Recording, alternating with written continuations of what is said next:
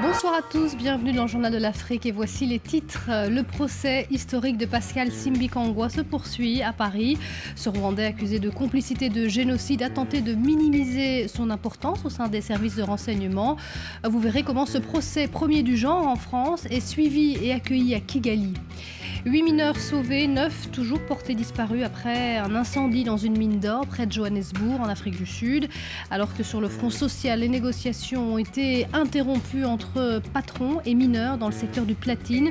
Les explications de notre correspondante en Afrique du Sud, Caroline Dumais. Ils sont recouverts de gris-gris et portent souvent des masques d'animaux. Les Dozo, chasseurs traditionnels, sont accusés d'exaction. Anciens alliés du pouvoir en place, les autorités leur demandent aujourd'hui d'abandonner le rôle militaire qu'ils se sont attribués.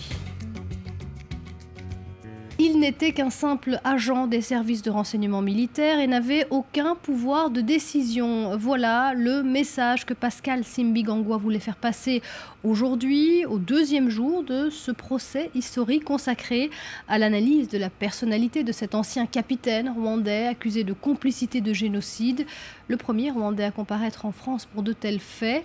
Au Rwanda, les réactions sont globalement positives, même si beaucoup se demandent pourquoi il a fallu attendre près de 20 ans après les faits pour voir un génocidaire présumé devant les tribunaux français.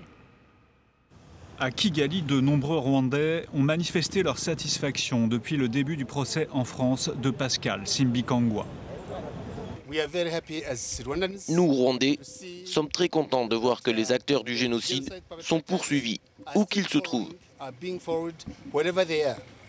Le capitaine Simbikangwa comparaît depuis mardi devant la cour d'assises de Paris. Il est accusé de complicité de génocide. Son procès doit durer 6 semaines. Mais les Rwandais ont attendu 20 ans avant de voir le premier présumé génocidaire jugé en France. Et pour beaucoup d'entre eux, il était temps que ce pays redore son image. En tant que Rwandais, nous croyons qu'il s'agit du début d'un processus de guérison. Parce que la plupart des Rwandais voient les Français, ou plutôt leur gouvernement, comme complices des génocidaires.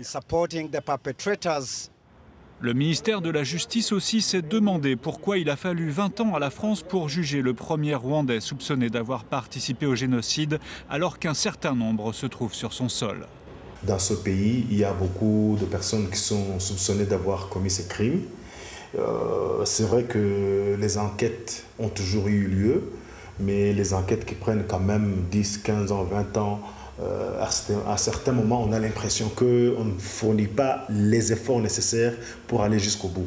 La France est accusée au Rwanda d'avoir armé et protégé les génocidaires et elle a rejeté la demande d'extradition de Pascal Simbikangwa. Cela n'empêche pas le ministère de la Justice de proposer sa collaboration pour l'envoi de témoins à charge ou à décharge. Le plus important pour les Rwandais est que le capitaine Simbikangwa paye pour ses actes. Il est considéré ici comme une des têtes pensantes du génocide. Le Burundi s'enfonce dans la crise politique. Tous les ministres issus de l'UPRONA, le principal parti Tutsi, ont quitté le gouvernement. Il y en a 3. Dernier épisode d'un conflit ouvert avec le camp du président Hutu Pierre Nkurunziza. Le chef de l'État est notamment accusé par les opposants de briser l'équilibre politico-ethnique prévu par les textes, par les accords de paix d'Arusha. Et il est également soupçonné de vouloir briguer un 3e mandat en 2015. Grosse inquiétude du côté de la CPI, le dossier Kenyatta pourrait être mort et enterré avant même le début du procès. Et c'est la panique au bureau du procureur qui manque d'éléments de preuve pour poursuivre le président kényan accusé de crimes contre l'humanité pendant la crise post-électorale de 2007-2008. Les explications de Nicolas Germain. C'est le dernier espoir des procureurs qui veulent voir le président kényan condamné. Désormais, ils ont absolument besoin d'informations bancaires concernant Uhuru Kenyatta. Ils veulent voir s'il a financé les violences post-électorales d'il y a 6 ans. La juge a demandé si le dossier contre Uhuru Kenyatta était encore valide.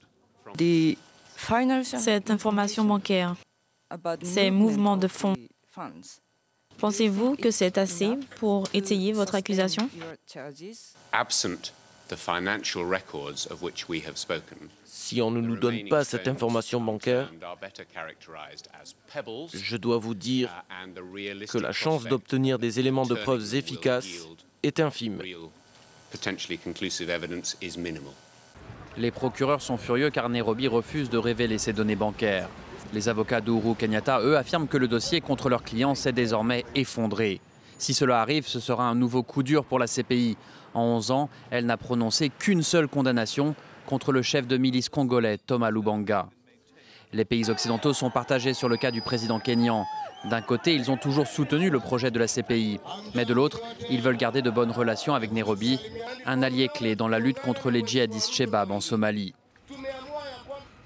Et on passe à ces images terribles en Centrafrique, à Bangui. Un homme a été lynché à mort par des militaires juste après une cérémonie solennelle qui marquait la reformation des FACA, les forces armées centrafricaines.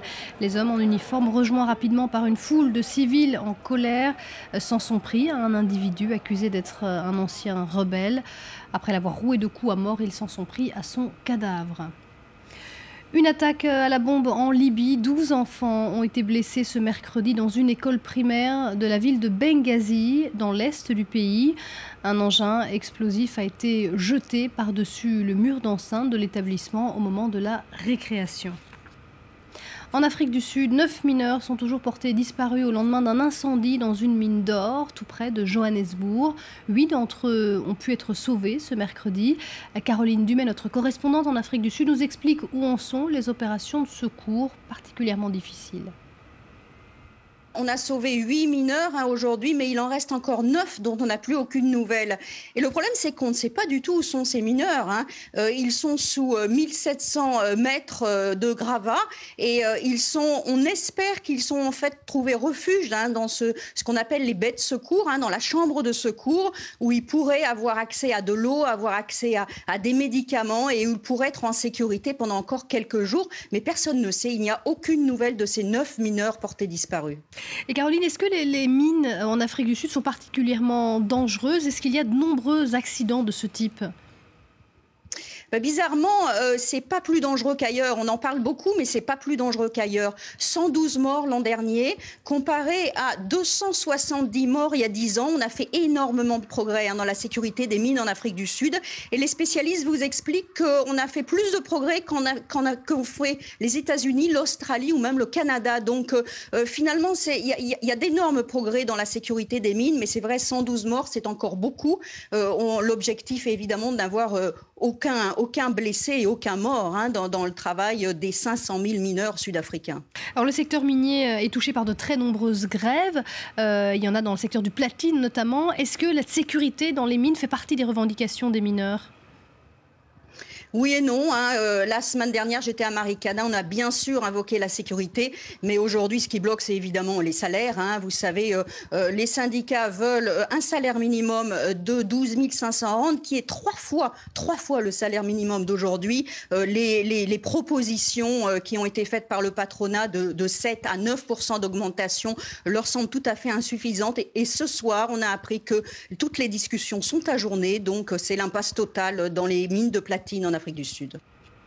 Il serait près de 200 000 à travers la Côte d'Ivoire, les Dozo, des chasseurs traditionnels qui ont longtemps fait la loi dans le nord du pays où ils ont soutenu le camp de l'actuel président pendant la crise. Mais aujourd'hui, accusés d'exaction, ils sont devenus encombrants pour les autorités. Les Dozo sont des chasseurs et guérisseurs du nord de la Côte d'Ivoire. La tradition leur attribue des pouvoirs mystiques. Profitant de la partition pendant plusieurs années de la Côte d'Ivoire suite à la guerre en 2002, ils se sont attribués un rôle militaire et sécuritaire dans leur région. Nous savons que notre gouvernement n'a pas assez de moyens d'installer la police dans nos sous-préfectures, dans nos villages, soit la gendarmerie dans nos sous-préfectures ou dans nos villages. Donc, nous nous sommes organisés aujourd'hui. Après avoir défendu le camp d'Alassane Ouattara, nordiste devenu président en 2011, les Dozo posent problème. De nombreuses exactions leur sont imputées, du racket grâce à des barrages sur les routes, des exécutions. Un rapport de l'ONU publié en décembre 2013 accuse les milices Dozo d'avoir tué au moins 300 personnes en 4 ans. Depuis la fin de la crise en 2011, l'État ivoirien tente de reprendre en main la sécurité du pays. Premièrement, en recrutant les anciens rebelles au sein des forces régulières, mais aussi en redéployant ses troupes sur l'ensemble du territoire pour récupérer la mission de sécurité que les Dozo se sont attribuées. Le problème qui se pose, c'est qu'il y a des groupes de personnes se réclamant d'une confrérie qui s'attribuent des missions de sécurité qui ne sont pas les leurs. Nous sommes dans un état de droit, il y a les forces régulières qui sont chargées d'assurer la sécurité des biens et des personnes. Face aux récriminations, l'État a décidé de mettre fin aux activités paramilitaires des Dozo. Il va les recenser pour ensuite les désarmer. Début janvier, Alassane Ouattara les a appelés à retourner à leurs activités originelles. Aujourd'hui, le pouvoir estime qu'il y a 200 000 Dozo, soit davantage que l'ensemble des forces de sécurité ivoiriennes. Et voilà, c'est la fin de ce journal de l'Afrique. Je vous retrouve demain pour une nouvelle édition. Mais restez avec nous. Aude Le Christ revient dans un instant pour la suite de Paris Direct.